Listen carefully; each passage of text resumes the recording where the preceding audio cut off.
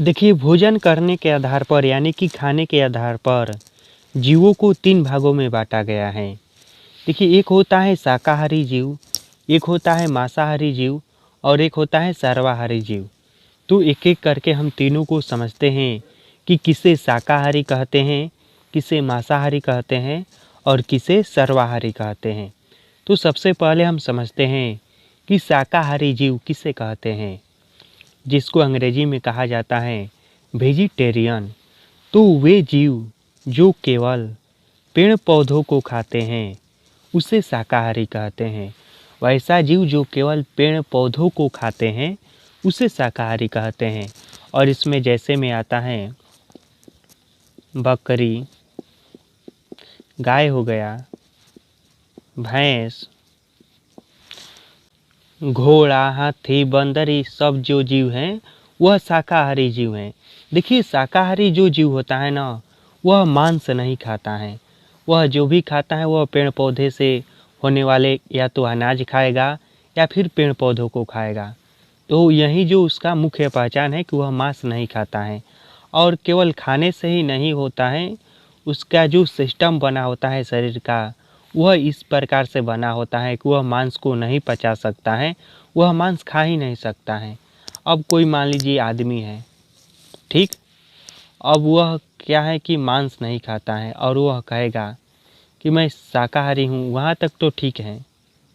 ठीक है, तू मांस नहीं खाता है तो तू शाकाहारी है। लेकिन यदि कोई कहे कि मानव भी शाकाहारी होते हैं, तो यह बात गलत है, क्योंकि मानव भले ही मांस नहीं खाए लेकिन मांस पचा सकता है। तो इसलिए मानव की गिनती शाकाहारी में नहीं आता है। इस तरह से कोई मीट मछली यह सब नहीं खाता है तो वह कह सकता है कि मैं शाकाहारी हूँ, वहाँ तक बात सही है। लेकिन शाकाहारी के उदाहरण में हम मानव को नहीं देंगे। और इसका परिभाषा क्या है कि वो जीव जो केवल पेड़ पौधों को खाते हैं उसे शाकाहारी कहते हैं। पेड़ पौधों को खाते हैं या पेड़ पौधे से उत्पन्न होने वाले अनाज को खाते हैं उसे शाकाहारी कहते हैं। अब समझिए कि मांसाहारी किसे कहते हैं, जिसको अंग्रेजी में कहा जाता है नॉन वेजिटेरियन। वैसा प्राणी या वैसा जीव जो भोजन के रूप में केवल दूसरे जीवों को ही खाते हैं, या कहने का मतलब यह हुआ कि केवल मांस ही खाते हैं, उसे मांसाहारी कहते हैं। इन तीनों का परिभाषा बहुत ही आसान है। जो केवल पेड़ पौधों को खाते हैं या पेड़ पौधों से उत्पन्न होने वाले अनाज को खाते हैं केवल, उसे शाकाहारी कहते हैं। जो केवल जीवों को खाते हैं या मांस को खाते हैं उसे मांसाहारी कहते हैं। और इसका उदाहरण होता है शेर, बाघ, सांप, मेढक, लोमड़ी, यह सब जितने भी जीव हैं ना जो केवल मांस को खाते हैं उसे मांसाहारी कहते हैं। और एक बात यहाँ पर ध्यान देने वाली है कि मांस तो मनुष्य भी खाता है, तो फिर हम मनुष्य को मांसाहारी क्यों नहीं कहते हैं? जानते हैं क्यों नहीं कहते हैं? क्योंकि मनुष्य केवल मांस ही नहीं खाता है, यह पेड़ पौधों से उत्पन्न होने वाले अनाज भी खाता है। तो इसीलिए इसे मांसाहारी नहीं कहा जाता है।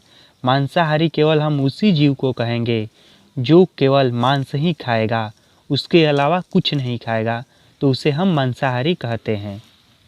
अब जो तीसरे नंबर पर जीव आता है वह आता है सर्वाहारी, जिसमें हम मनुष्य भी आते हैं। तो इसका परिभाषा हुआ कि वह जीव जो मांस तथा पेड़ पौधे, और पोस्ट में लिखा है कि अनाज, यानी कि पेड़ पौधे या पेड़ पौधे से संबंधित अनाज भी होता है, दोनों को खाता है, उसे सर्वाहारी कहते हैं। तो इसका भी परिभाषा अच्छे से याद कर लेना कि वह जीव जो मांस तथा पेड़ पौधा दोनों को खाता है उसे सर्वाहारी कहते हैं। और इसमें आता है मानव,